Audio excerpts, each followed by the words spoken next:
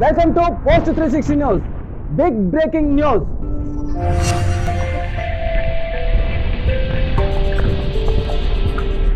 Iran hit list లో Israel ప్రధానమంత్రి Netanyahu. Iran supreme leader Israel కు దడపెట్టించే విధంగా హిజ్బుల్లా మరియు గాజాకు చెందినటువంటి కొంతమంది సైనికులతో త్రిముఖ పోరుతో ఇజ్రాయెల్ పై విరుచుకోబడనున్నారా? అవుననే చెప్తున్నాయి ఇప్పటి సంఘటనలు.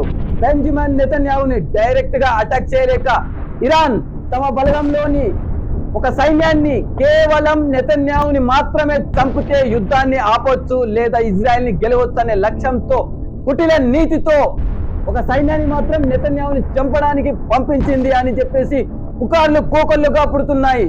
సో ఏది ఏమైనప్పటికీ ఇరాన్ టార్గెట్ నెతన్యాహు, నాటే ఇజ్రాయెల్ అనే విధంగా సాగుతుంది ఇప్పుడైతే ప్రస్తుత పరిస్థితి.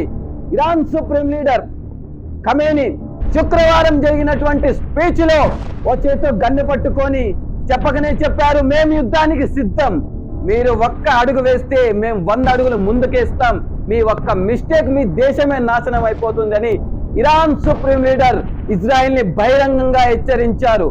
ఇజ్రాయెల్ మా మీదికి పోరుకు వచ్చినా, ఇజ్రాయెల్ తో పాటు అమెరికా కూడా వచ్చినా ఇజ్రాయెల్ మరియు అమెరికాను కూడా తరిమి కొడతాం, మిడిల్ ఈస్ట్ లో కేవలం ముస్లిం దేశాలు మాత్రమే ఉంటాయని బహిరంగంగా ప్రకటన చెప్పారు. ఈ ప్రకటన తర్వాత నెతన్యాహు ప్రభుత్వం అలర్ట్ అయిపోయింది. కానీ బ్యాక్గ్రౌండ్ గా జరిగే వర్క్ మాత్రం జరుగుతూనే ఉంది. ఇరాన్ సుప్రీం లీడర్ ఖమేనీ తమ టాప్ మిలిటెంట్ లీడర్లను కేవలం బెంజమిన్ నెతన్యాహుని చంపడానికి హతమార్చడానికి పంపించినట్లు సమాచారం. ఒకవైపు బెంజమిన్ నెతన్యాహుని చంపడానికి ఒక సైన్యం బయలుదేరింది.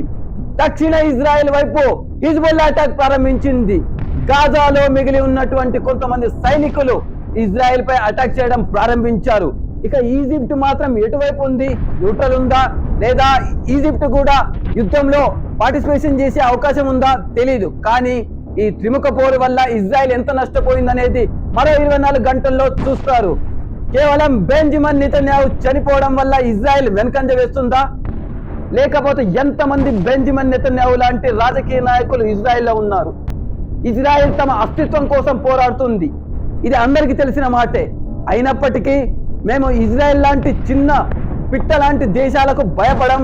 మాది చాలా పెద్ద దేశం, మా దగ్గర అణు ఆయుధ నిల్వలున్నాయి, ఒక్క సైగ చేస్తే చాలు ఇజ్రాయెల్ మట్టు మాయమైపోతుంది, మిడిల్ ఈస్ట్ నుంచి కంప్లీట్ గా దాని నామరూపాలు లేకుండా చేసేస్తామని చెప్పేసి బెంజమిన్ నెతన్యాహుని చంపడమే నా టార్గెట్, అదే నా జీవిత ఆశయం.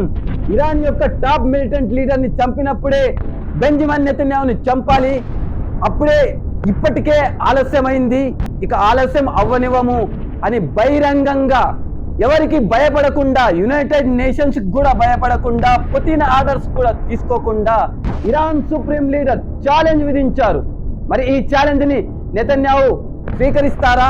బంకర్ లో దాక్కుని యుద్ధ ప్రాతిపదికన పోరాడతారా లేదా బయటికి వచ్చి యుక్రెయిన్ ప్రెసిడెంట్ జెలెన్స్కీ లాగా పోరాడతారా లేదా చూడాలి. మరో 24 గంటల్లో బెంజమిన్ నెతన్యాహుతో పాటు ఇజ్రాయెల్ ఉంటుందా లేదా, దానికి అస్తిత్వం కాపాడుకుంటుందా లేదా వేచి చూద్దాం.